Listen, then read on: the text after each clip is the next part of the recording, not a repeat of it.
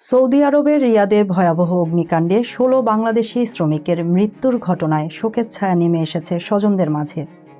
কিভাবে ঘটল এই মর্মান্তিক দুর্ঘটনা, কারা রয়েছেন নিহতদের তালিকায়, আর মরদেহ দেশে ফেরাতে কী উদ্যোগ নেওয়া হয়েছে, এসবের বিস্তারিত থাকছে বাংলা ওয়ান টিভির আপডেটে।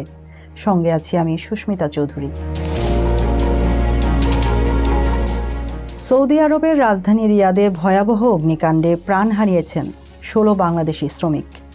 রোববার ৯ আগস্ট রিয়াদের শিফা থানার মুসা সানাইল শিল্প এলাকায় একটি সোফা তৈরির কারখানায় এই মর্মান্তিক দুর্ঘটনা ঘটে। বাংলাদেশের প্রবাসী কল্যাণ ও বৈদেশিক কর্মসংস্থান মন্ত্রণালয় ১৬ বাংলাদেশির মৃত্যুর বিষয়টি নিশ্চিত করেছে। নিহতদের অধিকাংশের বাড়ি নওগাঁ, নাটোর ও রাজশাহী জেলায়।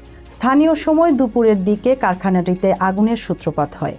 আগুন দ্রুত পুরো স্থাপনায় ছড়িয়ে পড়ে। কারখানাটিতে মোট ১৭ জন বাংলাদেশি কর্মী কাজ করতেন বলে রিয়াদ বাংলাদেশ দূতাবাসের কর্মকর্তারা জানিয়েছেন।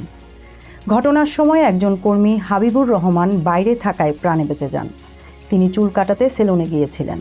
ফিরে এসে দেখতে পান কারখানায় ভয়াবহ আগুন জ্বলছে। উদ্ধার কর্মীরা কয়েক ঘন্টার চেষ্টায় আগুন নিয়ন্ত্রণে আনেন। পরে কারখানার ভেতর থেকে ১৬ জনের মরদেহ উদ্ধার করা হয়।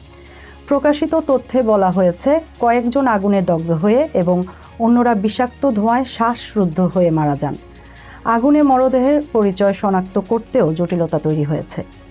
নিহতদের মধ্যে নওগাঁর আত্রাই উপজেলার ১০ জনের পরিচয় নিশ্চিত হয়েছে।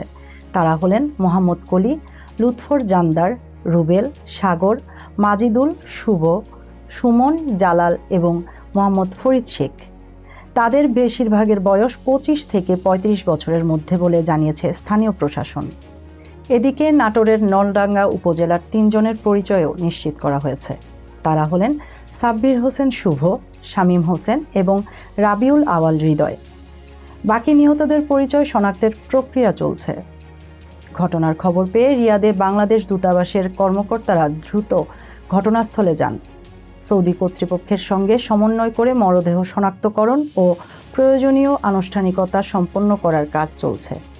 বাংলাদেশ সরকারের পক্ষ থেকে নিহতদের মরদেহ দ্রুত দেশে ফিরিয়ে আনার নির্দেশ দেওয়া হয়েছে।